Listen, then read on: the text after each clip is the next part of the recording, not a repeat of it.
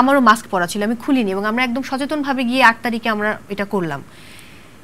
এটার ছবি পোস্ট আসলে করা হয়নি ওইভাবে, আমরা ছবি ওইভাবে তোলারও মনে করিনি, কিন্তু কিছু হয়তো আমাদের নিউজে গেছে, কারণ আমরা তো একটা সংবাদপত্রের একটা সংগঠন, সেই জায়গায় নিউজের জন্য আমাদের ছবি তুলতে হয়। বাট এইখানকার ছবিগুলো আমি আপলোড করেছি, এই যে ত্রাণের ছবিগুলো, এবং আমরা কিন্তু 1100 পরিবারকে ত্রাণ দিয়েছি বা মানে উপহার সামগ্রী দিয়েছি। আমরা যাদের ছবি তুলেছি আমরা কিন্তু বলে নিয়েছি যে ছবিটা আমরা ব্যবহার করব, যারা রাজি হয়নি এদেরটা তুলেনি, আর কিছু আমরা তুলেইনি, কারণ 1100 পরিবারের ছবি তো তোলা সম্ভব না। অনেকে তো এটা বিব্রত হয়। অভিনেতা জোভান কিন্তু অলরেডি এটা নিয়ে একটা কথা বলেছে যে ওখানকার মানুষ তো সবাই আসলে দরিদ্র না, বা কারো আসলে ত্রাণ বা ওরকম না, এটা আসলে সহযোগিতা বা উপহার হিসেবে, এটা তো থেকে যাবে একটা সময় অবশ্যই, আর যখন তিনি দেখবেন তখন তো নিজে অসহায় ফিল করবেন, তাই না? ডেফিনেটলি, এবং এই জন্য আমরা প্রত্যেকে বলে নিয়েছি। আপনি খেয়াল করবেন আমার লেখাতে আমি মানে শুরু করেছিলাম একটা বাচ্চার গল্প দিয়ে, যে একটা সম্ভ্রান্ত ফ্যামিলি দেখলে মনে হয় খুব সচ্ছল, এবং ওরা বলেছিল যে আমাদের খাবার দরকার নেই, শুধু জুস দেন, কারণ বাচ্চা আছে ফ্যামিলিতে। সো অনুমতি ছাড়া কারো ছবি তোলা হয়নি, 1 নাম্বার। 2 নাম্বার, আরেকটা ব্যাপার আমি ক্লিয়ার করতে চাই। সানগ্লাস পরা ছিলাম আমি এবং আমার প্রেসিডেন্ট জাফর সাদিক।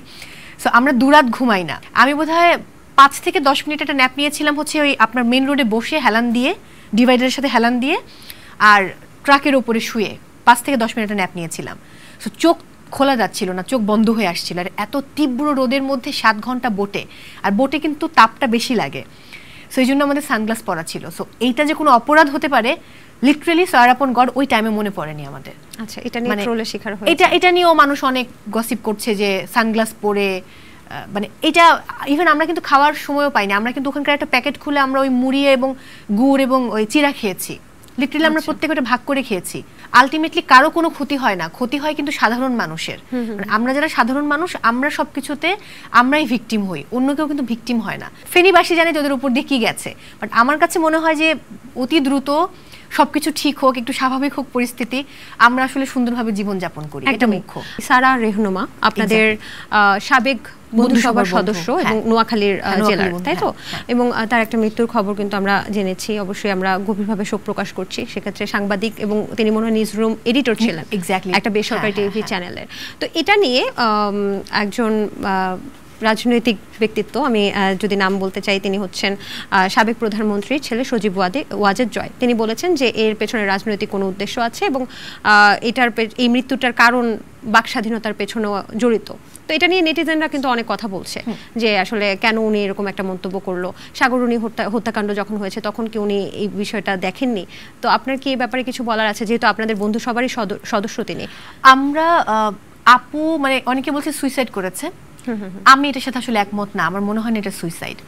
তো আমার কাছে মনে হয় যেটা আসলে সুষ্ঠু তদন্ত করে বের করা উচিত, যেটার সাথে কোনো রাজনৈতিক বিষয়ে জড়িত আছে কিনা, কারণ এখন কোনটা যে সত্য কোনটা যে মিথ্যা এটাই আমি বুঝতে পারি না। আচ্ছা, আমরাও চাই সুষ্ঠু তদন্তের মাধ্যমে আসলে ঘটনাটা কি খুব তাড়াতাড়ি যেন বের হয়ে আসে। একটা বিষয় আসলে জানতে চাচ্ছি, আপনি একটা পোস্ট শেয়ার করেছিলেন রাহুল আনন্দকে নিয়ে, যখন শোনা যায় যে একটা গুঞ্জন উঠেছে সেই রাহুল আনন্দের বাড়িতে হচ্ছে আগুন দেওয়া হয়েছে। পরবর্তীতে এটা নিয়ে কিন্তু নানান জল্পনা কল্পনা আছে, এখনো আগুন দেওয়া হয়েছে নাকি পাশের ধানমন্ডি 32 থেকে আগুনটা লেগেছে, এখন পর্যন্ত কিন্তু সেটা সঠিক তদন্ত হয়নি। তো আপনি পোস্টটা শেয়ার করেছিলেন এবং পোস্টের ক্যাপশনে এরকম ছিল যে, ক্যাপশনে না, আপনি যে পোস্টটা শেয়ার করেছেন সেটার ক্যাপশনে এরকম ছিল যে এই যে গানটা গেয়েছে সর্বশেষ, এই গানের সকল ইনস্ট্রুমেন্টগুলো আসলে এখন আর নেই। তো এই বিষয়টাকে আপনি কিভাবে দেখবেন? আপনি গণভবন থেকেও যে লুটপাট হয়েছে সেটা নিয়েও স্ট্যাটাস দিয়েছেন, তো আপনি এগুলো নিয়ে খুব আসলে দুঃখিত ছিলেন। ডেফিনেটলি দুঃখিত হবার মতো, মানে আমরা একটা সুন্দর ভাবে আমরা বলছি যে একটা গণ অভ্যুত্থান হয়েছে। ডেফিনেটলি আপনি দেখুন যে সেই পিছনের গল্পগুলো যদি আমরা একবার তাকাই, সে 52 ভাষা আন্দোলন, এবং তারপরে 66 6 দফা, 69 গণ অভ্যুত্থান, 71 এলো, তারপরে এই যে আবার 2024-এর কথা বলতে হবে, মাঝে আমরা 90-এর কথাটাও বলতে পারি। 24-এ এসে আমাদের মানে জেনারেশন জেড এত চমৎকার করে সবকিছু করলেন। এইটা না, আমাদের বিদেশে অনেক বন্ধু আছে বিভিন্ন জায়গার, তারা কিন্তু ভিডিওগুলো আমাদেরকে পাঠিয়েছে, প্রশ্ন করেছে যে এটা কীরকম উচ্ছ্বাস। আমার মনে হয় যে উচ্ছ্বাসের ভাষাটা কিন্তু সুন্দর হওয়া উচিত। ছাত্র আন্দোলনের পক্ষে আমরা সবসময় ছিলাম, কিন্তু এইভাবে উচ্ছ্বাসটা কেমন যেন দৃষ্টিকটু লেগেছে আমার কাছে। এখন এটা নিয়ে আমাকে অনেক অনেক গালি দিয়েছে, গালি দিতেই পারে, বাট আমি আমার ব্যক্তি যেহেতু লোকজনই বলছে বাক স্বাধীনতার কথা, তো আমার তো বাক স্বাধীনতা আছে। আমি আমার ব্যক্তি মতামত প্রকাশ করেছি, আমার কাছে মনে হয়েছে যে এইভাবে উচ্ছ্বাস প্রকাশ করার কিছু নেই। এই যে একটা গুঞ্জন, অনেক রকম গুঞ্জন আসতো যে আন্দোলন হচ্ছে বা ডাকাত পড়েছে, সেই সময়টা আসলে আপনারা কি? হ্যাঁ, ডাকাত দেখেছি। ডিজে পার্টি করেছেন? আমার নিজের এলাকাতেও ডাকাত, না ডিজে পার্টি করিনি, আমি বেরিয়ে হইনি বাসা থেকে। ডাকাত পড়ছে, ডাকাত শুনছি, সবাইকে ফোন করছি তোমরা সতর্ক থাকো। একদিন উত্তরাতে ডাকাত পড়লো। এটা কি গুজব ছিল নাকি কি আপনি দেখেছেন নিজের চোখে? ডাকাত পড়েছে, এটা সত্য। মানে ওই ডাকাত তো আসলে কি ডাকাত, যারা অনেকদিন না খেয়ে আছে। আপনি নিশ্চয়ই ডাকাতদের ছবি দেখেছেন সামাজিক যোগাযোগ মাধ্যমে, কিছু তো ভাইরাল তাদের শরীর দেখে মনে হয় যে হ্যাঁ হ্যাঁ এক্স্যাক্টলি হাড্ডিসার ডাকাত দেখেছি। অনেক মানে ডাকাতদেরকে যে কোনো বিভিন্ন রকমই দেখেছি আমরা। না, আমি হাড্ডিসার ডাকাতের ছবি দেখেছি। আচ্ছা, আমি আবার কিউট ডাকাতও দেখেছি।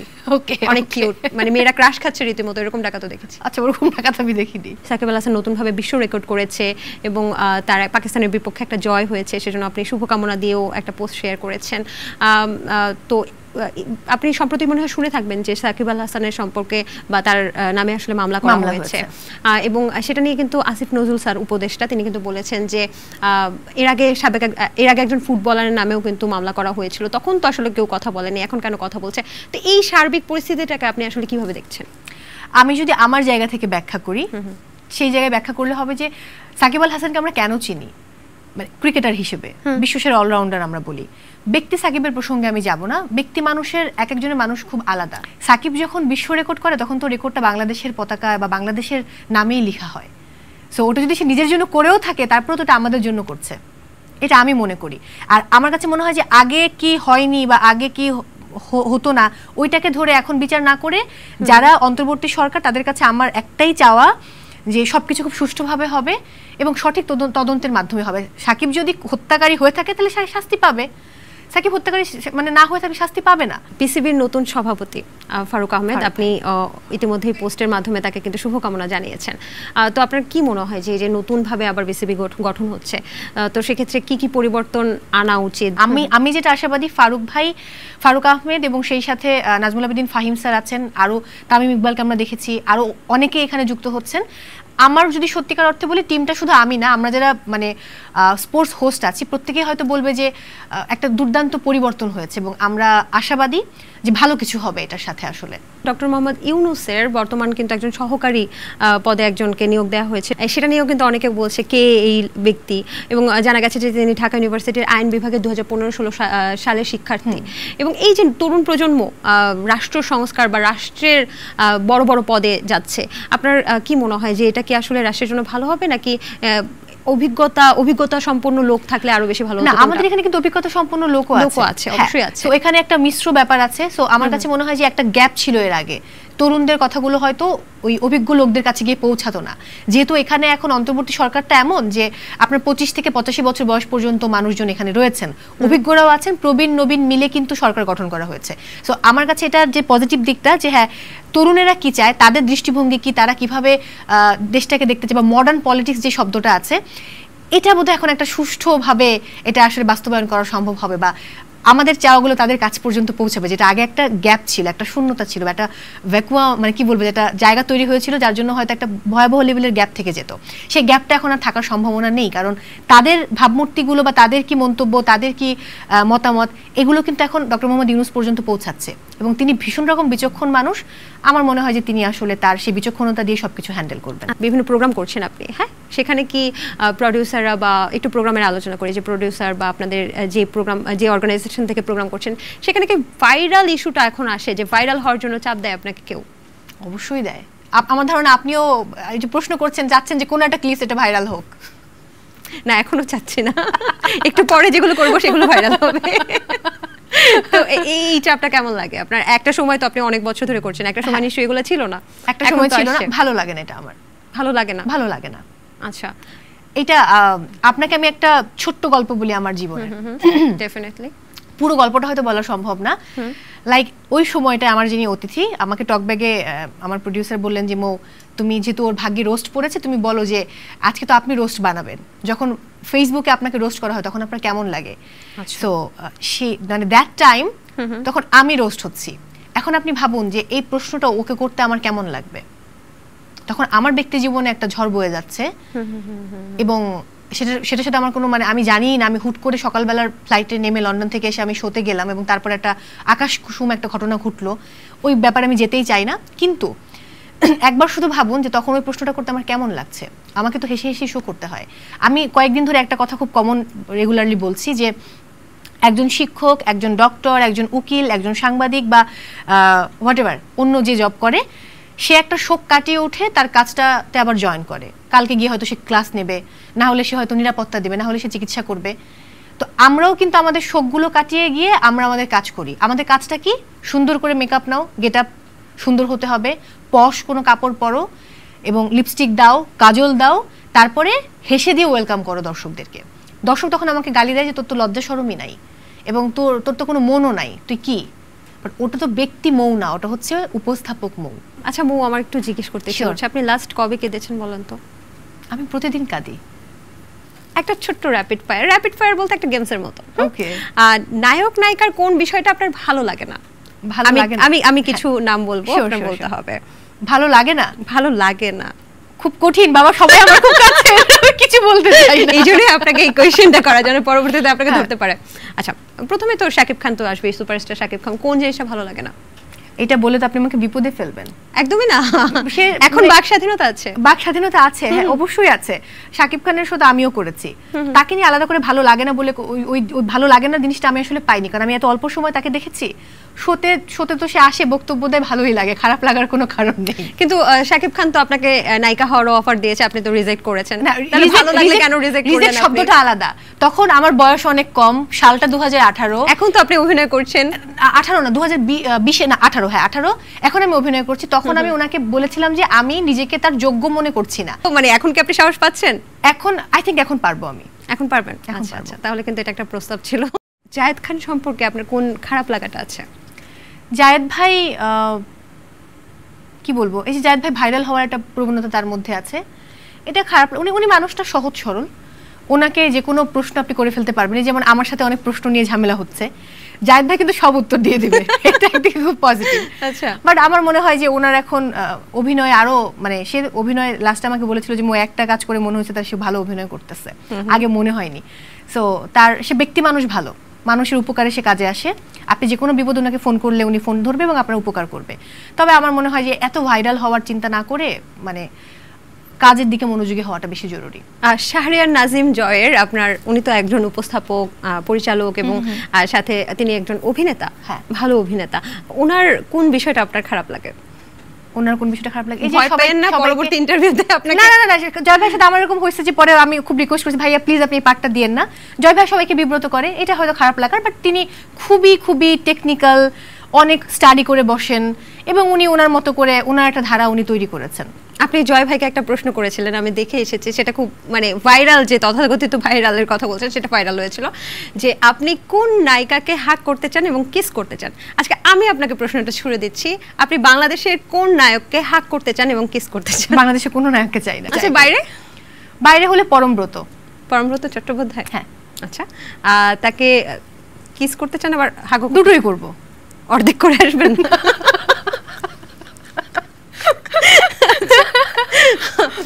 জুনায়েদ পলক, তার কোন বিষয়টা আপনার খারাপ লাগে?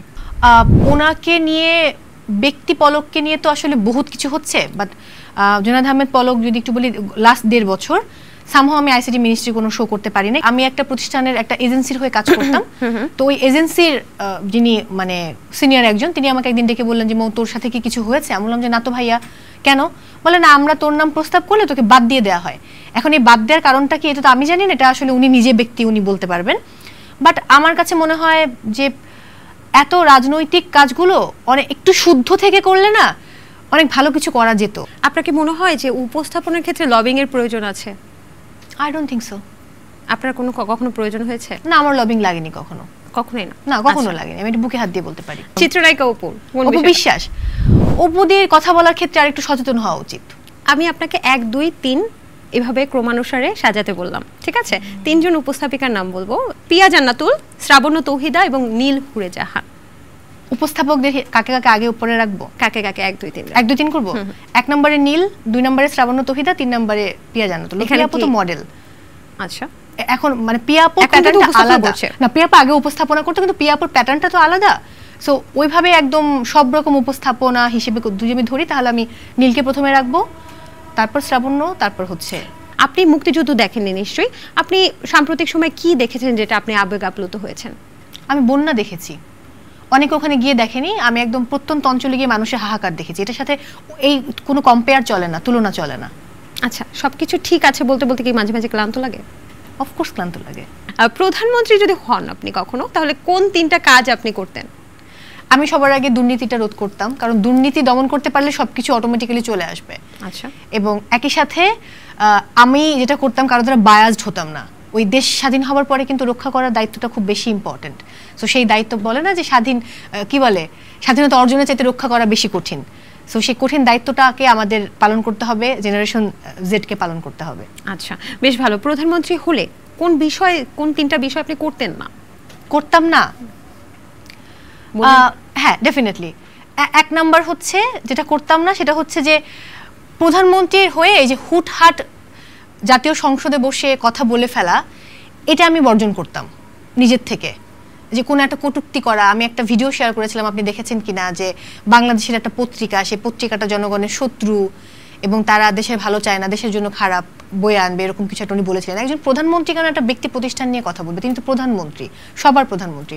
দ্বিতীয়ত যেটা করতাম না, আমি শোনা কথায় কান দিয়ে একটা সিদ্ধান্ত নিয়ে গো ধরে বসে থাকতাম না, আমি নিজে ওটা পর্যবেক্ষণ করে তারপর সিদ্ধান্ত নিতাম।